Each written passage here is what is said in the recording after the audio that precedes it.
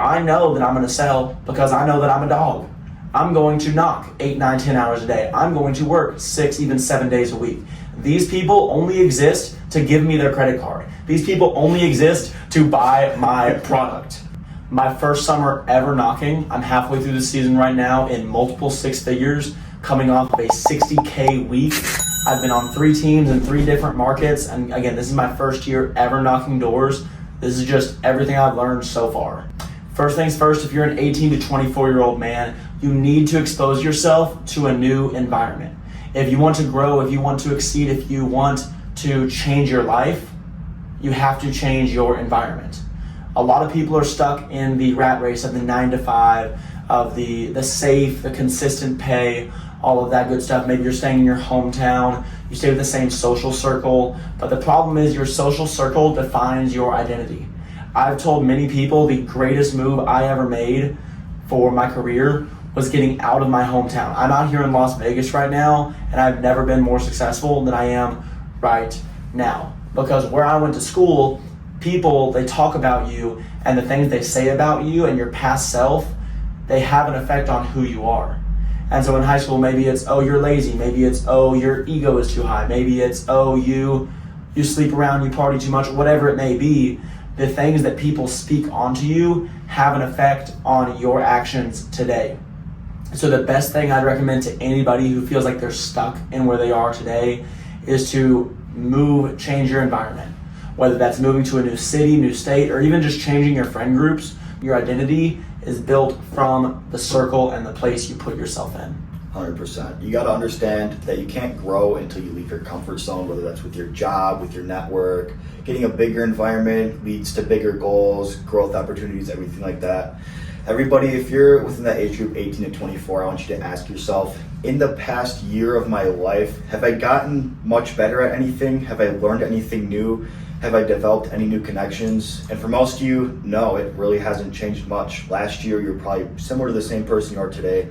And if that's especially you, then you need to listen to this. You need to get on what we're doing and understand that if nothing changes now, then you're just going to go through another year of your life wasted, no potential, no growth. And the best time to start is while you're young, while you have all the time in the world, and you're never going to have anything less to lose than you do have now. You'll never have less risk than the current moment, whether you're 20 or 60. I've heard a lot of people our age, 18, 19, 20, oh, I don't need to go hard right now because I'm still young and I'll have time to work more when I'm 25, 30. Keep pushing it down the road. Whereas if you get to work when you're 20, you can retire at 25, retire at 30 and have the rest of your life. At the same time, maybe you're a 40, 50-year-old and you have the commitments. You have a family now, you have all this stuff that can, for lack of better words, hold you back from your career. But the fact of the matter is, when your kid's 9 years old and your commitment is taking them to school in T-ball, it's still less commitment than 5 years from now when it's, oh, I have to pay for his college, oh, I have to, whatever it is, obligation-wise, financially, you cannot tolerate that risk. Like, your risk tolerance is the highest it ever will be today, right now. That's why a lot of people coming out, whether it's coming out here to work with us in Vegas, we hire full year, door-to-door, business-to-business, and several other opportunities, or just coming out for our summer internship, a lot of people don't like that. A lot of people, when you go tell your parents, your family, your brother and sister, your friends, your girlfriend, your wife, hey, I'm gonna be leaving the house for 3 months to go work. Or hey, let's move our entire life for work. In society, a lot of people look down on that and they'll say you're putting work over your family. But the biggest thing you have to understand is you're doing this for your family. You are doing something to create a financial freedom for both yourself as well as everybody in your circle, whether that's your wife, your kids. It frees up your time so you can go to the t-ball games, the softball games, and be there for your kids. But coming out, like I said, obviously moving to Vegas is a pretty big opportunity, but it's a pretty big commitment as well. When you do talk to your significant other or whatever it may be, just make sure you frame it as the combined good and the overall good it will do for the family and the security it would bring you. Otherwise, you can come out with us for just 3 months. We do a summer sales internship. Best case scenario, a lot of guys come out, our average first year with absolutely no experience will make somewhere around 40 grand in 3 months, which is still pretty solid. Like I said, best case scenario, you do even better and you have a 6-figure summer just like I am right now. Worst case scenario, even if you don't sell a dime, first off, you build the most important skill in the world, which is how to sell. Second biggest skill too, hard work. Whether you're selling or not, you are knocking doors 8 hours a day in the heat, working hard, working on your presentation, working on all the things we're going into today on how to be a better salesman, become a better speaker, become a better leader. Not to mention, you can free yourself from that 9-to-5 trap, plus the network. Some of the people we've met doing sales just the last couple months is insane. But like I said, my first ever week doing door-to-door, I ripped 3 days of 5K back to back to back, my first week ever knocking. And a lot of people think, oh, he just popped out the womb and his first words were credit or debt. Everyone thinks like I'm just a natural born salesman. That is not the case at all. I'll be honest, I worked my butt off before I came out my first summer. Probably 2-3 weeks, whether it was role playing with my fiance, walking in circles around the house, just repeating the pitch over and over and over and over. I did the most to prepare so that I can do the most when I come out there. If you guys come out, you're training with your partners, you are contributing to the environment, and you're actually giving it your all summer long, you're gonna walk home with money. You're gonna make way more than you made at your 9-to-5, regardless of what you did. The only people that go home with no money are the guys that try it for 2 weeks and then quit. But either way, like you said, you're going to build the sales skills, you're gonna build the social skills, build a bigger network, and as long as you are giving it your all, you will see the money, you'll see the return. Don't get all hyped up thinking, oh, I'm gonna come out and make 6 figures my first summer easily. He's gonna get into why it was so hard, and we're gonna get into showing you what it takes to get on his level. I probably worked the most hours working on the pitch, working on the physical objective things. The biggest thing I was unprepared for was the mental pain, working 8, 9, 10 hours a day, 6 days a week, just kind of getting my butt kicked. And a lot of people in the industry talk about burnout. I did too. About a month ago, I was starting to decline a little bit. I was like, yeah, I know I'm good at this, but I'm just burning out. I'm knocking less doors, I'm knocking less hours, I'm tired, blah, blah, blah, blah, blah, blah. But the biggest thing, it's genuinely a mindset. You have to have the mindset. Burnout does not exist. You are making excuses. Burnout only exists if you say that it does. I know that I'm gonna sell because I know that I'm a dog. I'm going to knock 8, 9, 10 hours a day. I'm going to work 6, even 7 days a week. These people only exist to give me their credit card. These people only exist to buy my product. Burnout is not a real thing. It's a mindset. 1000%. And yeah, biggest thing to realize, if you do think you are burnt out, whether it's at your 9-to-5 or whether it is with the sales job, it's always a byproduct of lack of your inputs being quality enough. Even if you are burnt out, whether it's a 9-to-5, working 8 hours a day, you're going to get that regardless of what you're doing. You might as well come out here and build a better network and get paid for it rather than that $18 an hour you're always used to seeing. So biggest thing with your inputs, if you do feel like you're burnt out, this sucks, oh man, I need a break, ask yourself, how have I been eating the past few days? Because your brain and your gut are directly correlated. If you're eating junk, you're going to feel like junk. If you're drinking soda every day, loading yourself up with sugar at the start of each day, you're going to feel that on the doors and have zero energy and then complain about being burnt out. No, it's because your diet's trash. For the rookies especially, is your confidence and your belief in this job for sales, because it is hard. You are talking to people every single day, 200 if you're a good rookie. That's how many people you should be knocking on their doors for. If you're a good boy. If you're a good boy, you should be getting at least 150 to 200 people a day. Just talking to, not selling, of course, unless you're this guy. No, I'm just kidding. But yeah, so it's going to be hard. It's going to be mental fatigue. You're going to be playing with your confidence and everything like that. So the biggest thing, I don't know if you guys have gotten the chance to read Austin Macer's stuff, watch his videos, great salesman. Think about you, your company, and your product that you are selling. Those are the 3 bars in your head when you are talking to a customer.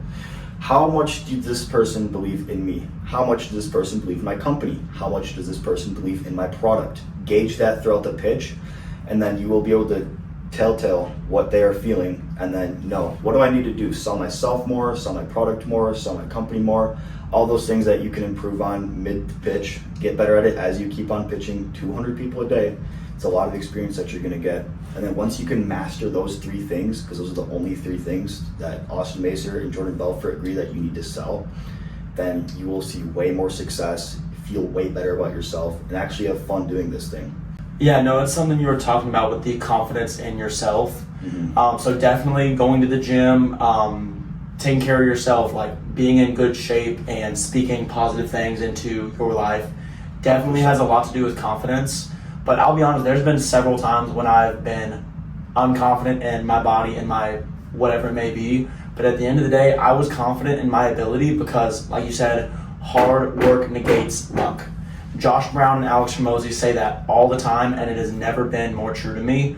No matter how bad I feel, no matter if my stomach's hurting or if I have a headache or my knee, my ankle, my neck, my back, all that good stuff. No matter what your excuse is, hard work negates luck. So I have confidence that I can sell anybody because I've done it. Well, one, I've done it so many times. I have a stack of undeniable evidence that says I am a closer, period. Second thing is, I know I'm getting better at every single door. I also know for every so many doors that I knock, I will make a sale. It's not a question, it's a fact. And so why would I not be knocking?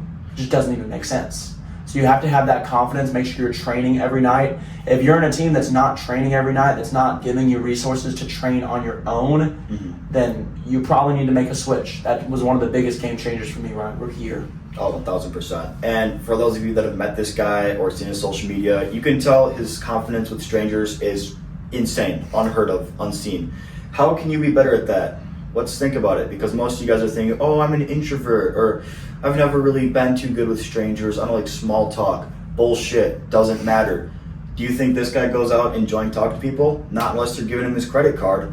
Same thing with me. What are some things for you introverts, everyone out there that doesn't think they can do small talk or have fun with strangers? What can you guys do to fix this? It's going to suck, and it's going to be fun. It's going to be awesome. Get you and your friends, go out to Walmart, just start trolling people. What's an example we could use when we were at Costco? Yesterday? So yesterday we went to a Costco. There was an elderly gentleman who had just a cart with like watermelon in it. I genuinely just walked up and he goes, "Watermelon, yes?" Watermelon. Just looked at him like a moron. And each time, what does he do? He goes, yeah, watermelon. And he just starts laughing. Like, it's just such stupid things, but like, what's the worst that can happen when you're going up to strangers, saying stupid things, having fun? And they're going to smile, they're going to think you're an idiot, and then they'll forget 10 minutes later. The more you do that, the more you're like, wow, nobody's actually real. Nobody actually gives a shit. So now the next time you go knock a neighborhood, knock on doors, you're not, oh, what does this guy think? Another solicitor? He's never going to give me his credit card because who am I? What am I doing? Nah, you don't give a fuck. These people aren't real. You're going to go up to that door with the confidence. Here's what I'm here doing. I work for everybody here. This is why you should sign up with me. Bam. You're not going to have any doubt in your head because you've practiced this so many times. Exactly. And no, I mean, it's genuinely just getting out of your comfort zone. And another thing that really helped me a lot, I'll be level. I started thinking about this back in school when I was like dating and whatnot. Yeah. You go and talk to somebody, some random guy at a Costco talking about watermelon. Yeah. Some random guy you knock on the door, some random business you walk into and pitch somebody. You have nothing to lose. This is a random person who you will never see again, and worst case scenario, they get mad, they hate you. Oh no, some random person I'll never see ever again doesn't like me. Oh no, that affects me so much. No, it doesn't. And so the other thing I wanted to touch up on, when you talk about introverts, any of y'all watching this who are saying like, yes, I'm an introvert, it's harder for me, stop saying that. It's a limiting belief. You're putting yourself in a box saying, I'm not good at this. Well, of course you're not. You haven't put yourself out there. You haven't tried. That's why we practice. That's why we go to Walmart and talk about watermelons. Like, it's genuinely 100%. So stupid. Yeah. And by definition, I'd consider myself an introvert. I don't go out to parties. I don't go out to bars. I'm not clubbing and having fun. But when I'm on the doors, you think I'm the most lively dude in the world. You think I'm this big, sociable, awesome guy because of the way I just tell myself, all right, here I am in this neighborhood. This is my place. I'm the bug guy here. Knock on this door. Boom, boom, boom. Hey, what's up, dude? Pablo, buenos tardes. How's it going? Like, you know, you just have to tell yourself, I'm going to be the most energetic person in this neighborhood. Whether or not you give a shit about it, because that's your job today. That's you're going to have fun. And like he was saying, the limiting beliefs are huge. You need to stop telling yourself, I'm going to be bad at sales because I'm an introvert. Does not matter. You're going to say, yeah, you know, I don't know anybody here. Maybe I'm not the most sociable person. But when I knock on this guy's door, I'm going to try to be his best friend. And then watch it happen. Nothing to lose. What if he does hate you?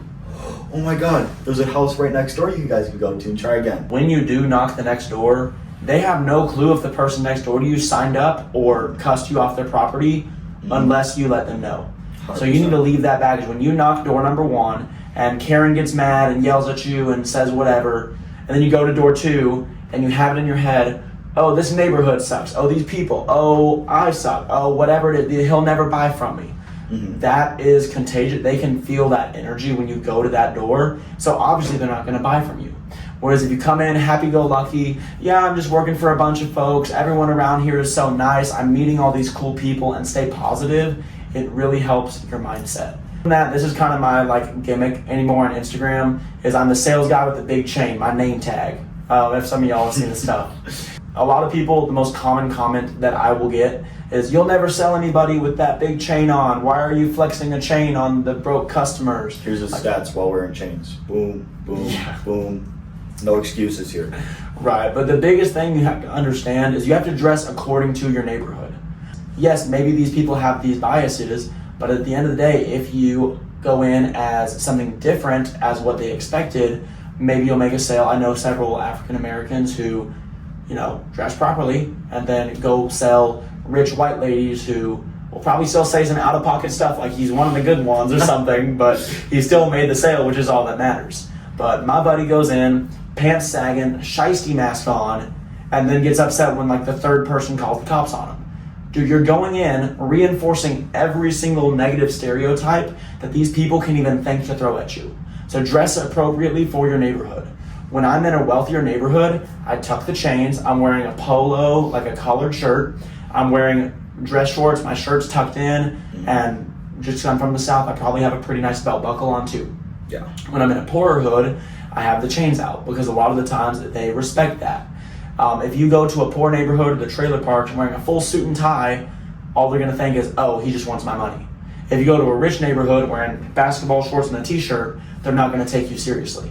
I kid you not, there was a very, very low income neighborhood in Louisiana. I was in for 3 days. First 2 days in there, I bageled. I was struggling. And day 3, I was finally, okay, I'm not gonna be the sales guy. I'm not gonna be the white guy who goes to the black neighborhood to take everybody's money. I'm just gonna be the guy. I'm just gonna be the bug guy. I'm helping everybody out. I'm your friendly neighborhood Spider-Man type of thing. I went in, I kid you not, the first door I knocked, I walked in and said, what's going on, man? I'm just like, I'm killing all the ants and shit for like, and then I've named 2 or 3 neighbors. And he was like, oh, dude, that's awesome. I got ants. That's it.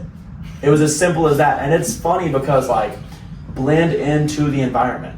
If I posted that, I can guarantee some of y'all would say, you'll never make a sale using profanity. You'll never make a sale being so casual.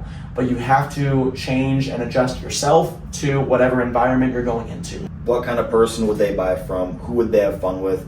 Who do I need to be easily build rapport with and stuff like that? If I'm in an old neighborhood, I'm talking about sports back then. An old white guy, oh yeah, the fishing's pretty good around here, yeah? I don't fucking fish here. I'm here to sell pest control. If I'm with a young guy my age, dude, you look young, good for you. Then they're gonna be like, okay, I'm talking to my boy here who sells pest control, as opposed to this random guy's going around knocking on people's doors trying to sell them stuff. I don't really care. Boom.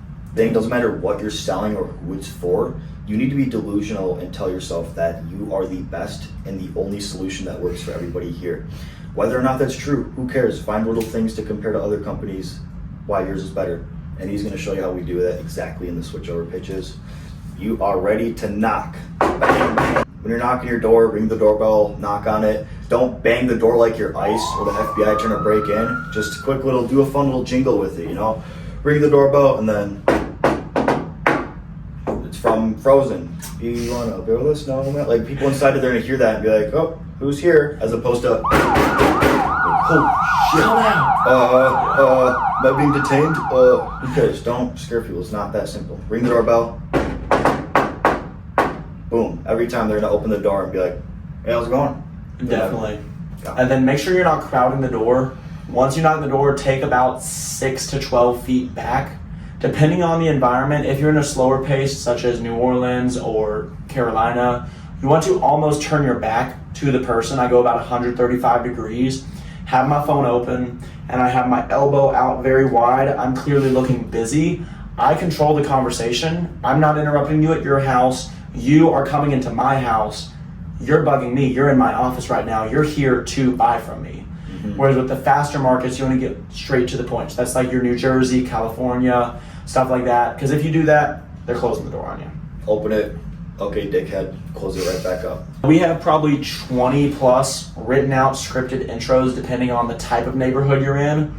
We're going to go over the two kind of most basic, the structure that I follow. But stay on for the end. I'll give you all the secret sauce. I'll give you a couple of my intros for different neighborhoods.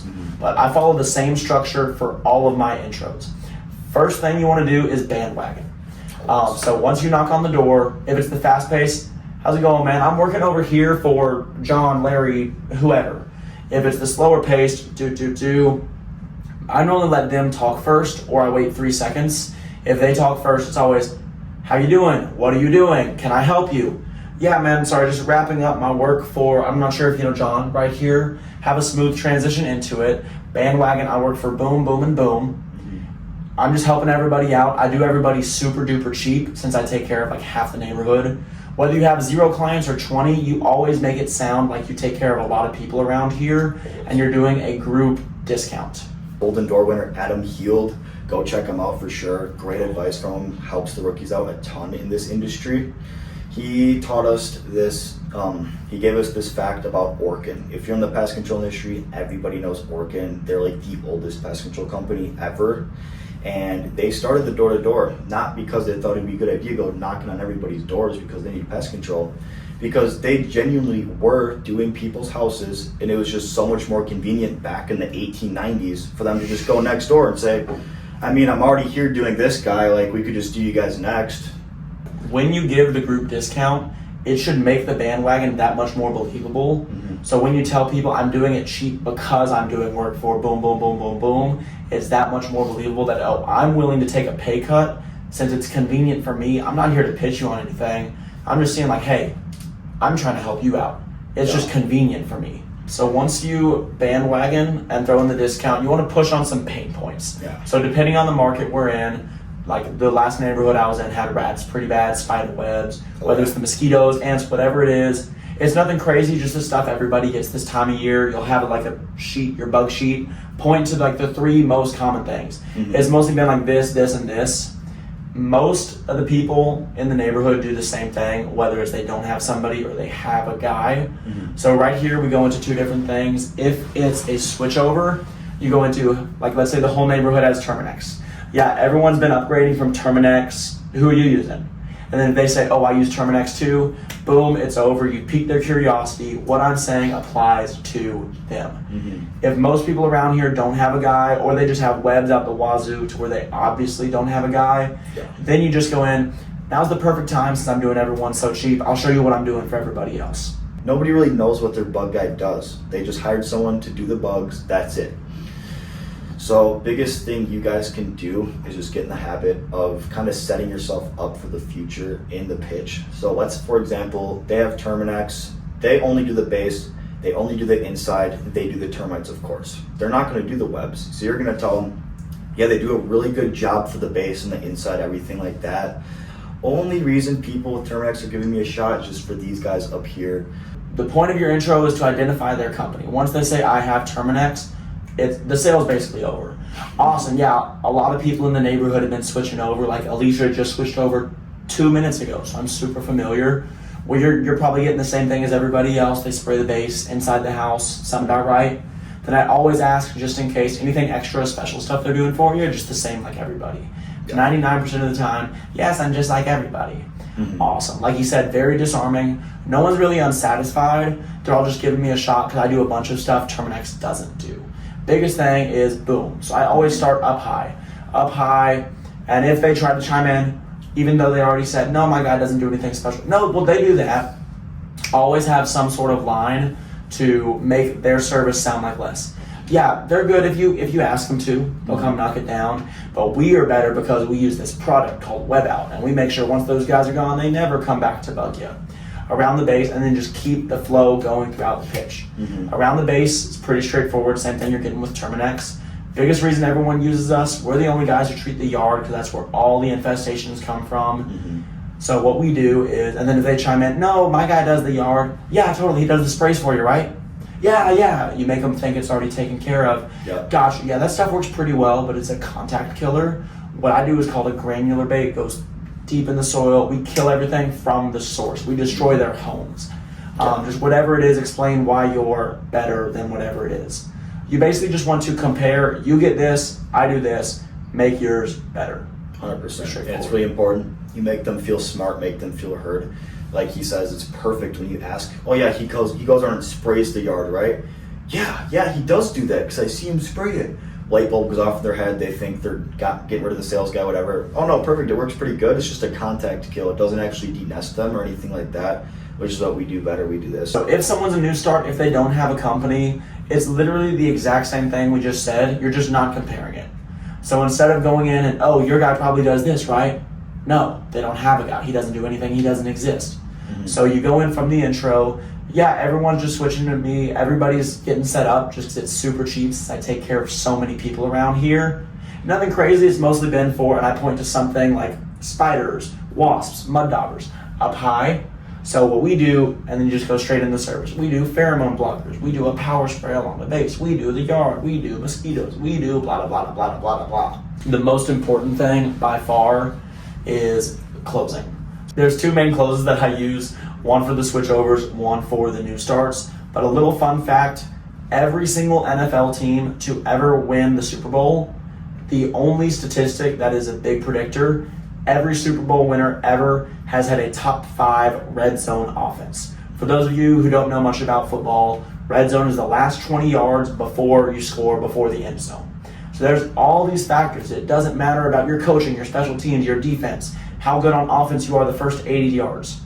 The number one predictor of success is that 20-yard, the red zone. Mm-hmm. Sales is the exact same way. Hey, you can get a good intro. You can get past the 5, 10-yard line. Oh, you can describe the service. You can get to 50, 40, 30. He's running up the field. You know what I mean? But at the end of the day, if you can't close, it doesn't matter because then you miss a field goal, for lack of better words. Yeah. But my close for switchovers, I always try to compare the price. So I go in, pricing's super simple. I'm out here every month. Terminex, they usually charge about $120-ish per treatment. Sound about right? Awesome. Obviously, I'm a little bit more, pre-overcome that. Most people don't mind though, since I do so much more. We're $149. And so then you anchor it at $129. We're a little more, we're $149, and then you have it in your back pocket to drop the price to price match for the better service. Mm-hmm. Where pest control usually gets expensive though is the first time. You have to flush everything out, do a full inspection, all the stuff Terminex has been ignoring. Normally it's $5.99. Since we're doing the whole neighborhood though, we're doing everyone $200 off, $3.99 for everything. Restate value, up high, around the base, inside, outside, yard, granular, whatever it may be. Yeah. Whereas if you have the new start, when you go into closing, it's a lot simpler. You don't have to anchor anything. Yeah, it usually gets expensive the first time, so you have to flush everything out. We do a full inspection around the house. So like if you called us online, the first treatment is normally $5.99. After that, we're just $149 a month, super affordable. That's why I'm here though, since I take care of 1, 2, 3, 4, reestablish the bandwagon, take care of Martha and John and whoever else. Since I'm doing them, I do everybody super cheap. We're doing it half off, literally just $2.99 for everything. Again, restate the value. But something you're gonna learn, new starts always care more about the initial cost today. Because when they sign up, they can schedule, they can budget, they can prepare for a bill next month, the month after that. They can't plan to just have $400 laying around. Mm-hmm. Whereas with the switchovers, they know they have to pay an initiation fee. That's nothing new to them. But they're comparing the monthly back to back. So it's, hey, my guy charges $90 a month. You're asking for $130. Can I do that? Does it make sense? Whatever it may be. But after that, you want to go into whether you call it looping, racking, haggling, rebuttaling, whatever adjective you want to use. We use rack. For those of you who don't know what rack, RAC means, R is redirect the customer. After that, you want to add value or your ace and then reclose them. So the first thing, like I said, is redirect the conversation. It doesn't matter what they say on the first one, 9 times out of 10 it's a smokescreen. Oh, that's too expensive. Oh, I want to talk to my wife. Oh, I need to think about it. Yeah, totally. Have you heard of us before? Here's my Google reviews. Everybody loves me. And you kind of build on, like he was saying with those 3 bars, you build on the credibility of your company and the product and the service. Mm-hmm. So I have a list of over 50 racks, whether it's the redirects, the closes, different ways to add value. If you want me to send that to you, shoot me a text. My personal cell is 817-600-0337. Just text me the word RAC, R-A-C, and I'll get it sent to you. But after you redirect, you want to add value in one way or another. A lot of people jump straight to the price drop. You can do that. Another way you can do is adding value, saying, yeah, well, if I can get you scheduled today, I'll do the garage or the pool or the fence perimeter. I've sold someone on a mailbox perimeter before. Just something to make them feel like they're getting more than everybody else. Make them feel like they're wearing you down and they're winning the haggling, if that makes sense. But make sure you always have a business reason, especially when you're dropping price. So you don't just go in, like if I come to your door, hi, I'll do everything for $200. Too much money. How about 100? That's less money, but How about 50? why didn't you start with that? How about 30? Exactly. Why didn't you start with that? You become uncredible because if you just go in, I know you don't want to do 200, so I'll just make you pay less. Yeah. Then you look like scummy and you look like you're trying to finesse them by doing 200. But let's be honest, you are. You just don't want to come across that way. Yeah. So when you drop price, you don't want to lose trust. So always give a business reason, always make it make sense to them. But if you want, like I said, when you're closing, I do a hard close. If they're asking buying questions, if they seem interested, if they're making it make sense in their head, if you're getting bug confessions, hit them with a hard close. Yeah, all I need is just an email address. Yeah, for sure. All I need is just a phone number to get you set up. Those are examples of contract closes, which I love. It's anything that moves you forward in the sale. So once you open the CRM to put the customer's information in, you need an email, a phone number, an address, and their names. So yeah, Mark, for sure. I'll get you taken care of. My tech, he needs a good phone number. He'll just let you know when he's on the way. What's a good phone number for you? That's a hard contract close. If they're not giving you anything, they just keep saying no, they keep giving you objections or smoke screens or complaints, then you do a softer close. Is that fair enough? Sound good? Sound cool? Would that work for you? Whatever it may be. So I want to role play real fast. Let's just like run through from the close like For sure. 3-4 times. Gotcha. So I'll just start from the close. You're a switch over from Terminex. Perfect. I should probably think about it for a second. Yeah, for sure. Have you heard of us? Dan's Pest Control? No, I haven't. Awesome. This is my Google page. Oh. I have 2 stars. I have 8 reviews. 3 of them are me. Holy shit. But all your neighbors love me. Yeah, I know all you'll- 5 of them. Yeah, all 5 of them love me. Yeah. So I know you'll love me too. But just to make it a no-brainer for you, I know you have the garage here. Is it a 2-car? Yeah, 2-car. Awesome. I'm sure I don't have to tell you, man. Those things are a magnet for the spider webs. Oh, dude, it's bad. Sometimes the roaches. Yeah. Just those darker, damper areas. They're usually an extra $24 to throw in. But I'll tell you what, man. If I can get you on the schedule today, I'll throw that in totally free for you. Not only today, but every time my guys are here. Oh, really? Is that fair enough? But yeah, no, I'd say the biggest thing that's helped both of us, honestly, is our team and the coaching dynamic we have here. Oh, 100%. Studying pitches, role playing with each other. We spend probably about an hour and a half every night doing exactly what we were just doing. Studying film, recording your pitches and sending them to guys like me or some of the Golden Doors like Austin Macer, like Adam Heald, having them give us some advice. A lot of people think you just show up and sell, but you look at guys like LeBron James, you look at Michael Jordan, you look at Tom Brady. They didn't just wake up one day and be good at basketball. They trained, they practiced, they watched film between games. And so why are you any different? If you're wondering why you're not improving, because you're not working to improve, which is awful. But I'm actually doing a new pitch review series. So this is my cell phone number. Shoot me a video or a voice memo of any of your pitches. I will review it, either if you want me to do it directly with you, or if you want me to do it on YouTube, just give me permission if that's cool. Either way, I'd love to help you out, give you some feedback. But before I get to all the secret sauce, showing you some of my other intros I use for different neighborhoods, if you want to come out and work for us, whether it's relocating to Las Vegas, we're always hiring door-to-door as well as B2B teams, as well as several other non-sales roles. Or if you want to just try out our team, come out for us. We do a summer sales internship all across the country. Just come out for 3-4 months, come learn with the team. It's awesome. Shoot me a text, send me the word hire if you're looking for opportunities.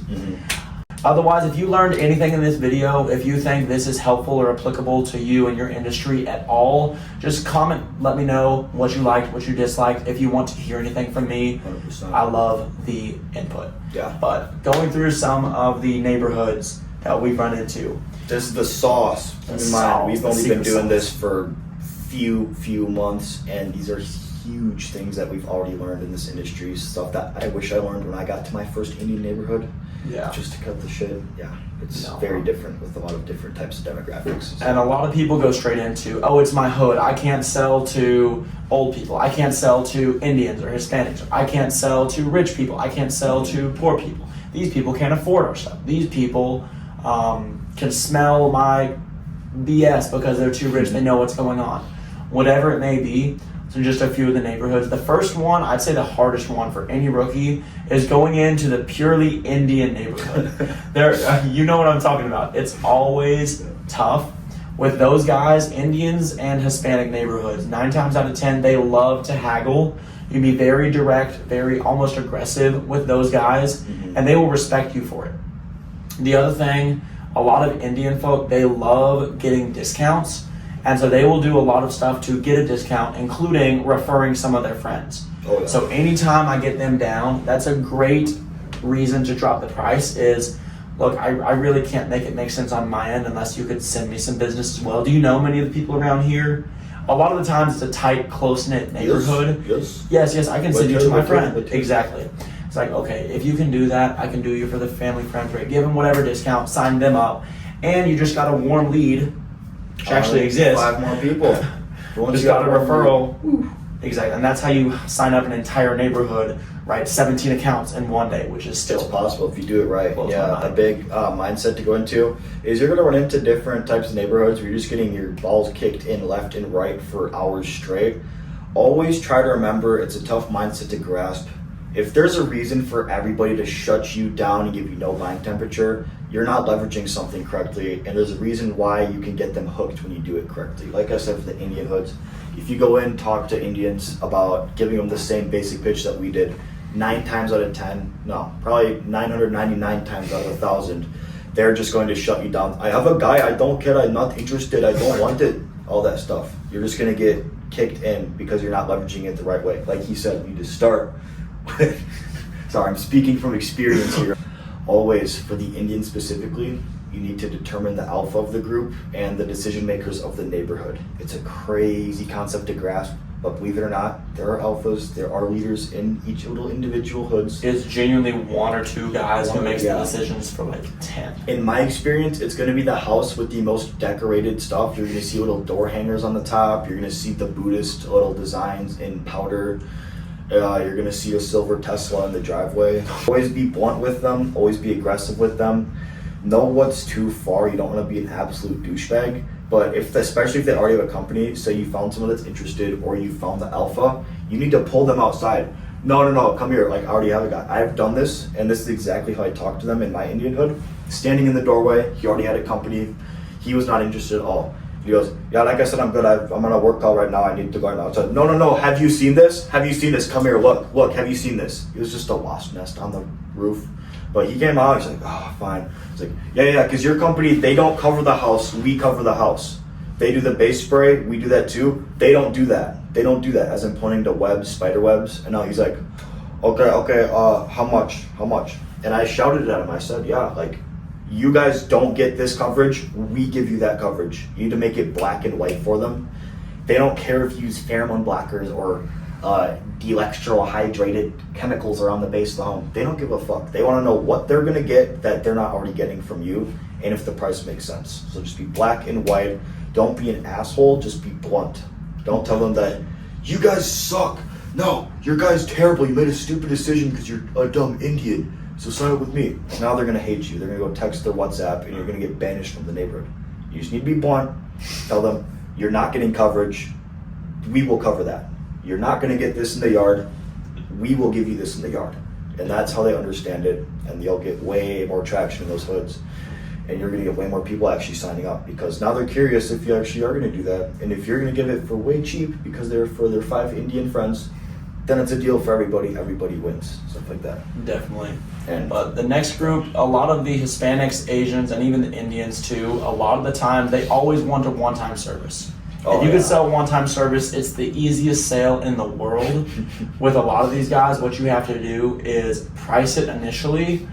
Don't even tell them it's recurring until they're interested. And then I always try to walk them somewhere else. Have them, oh, and you're seeing stuff in the backyard? Oh, what are you seeing? Walk to the backyard. Yeah, let me go take a look so I know what to look for when my guys are here. Indians once you're back there, once you're back there, you're away from the door, you're in their backyard on their property. They can't just shut a door on you, and then you tell them, hey, it's a monthly subscription. And then you push down on that point and close them on that. Another type of neighborhood, the gated neighborhood and the HOAs are always tough.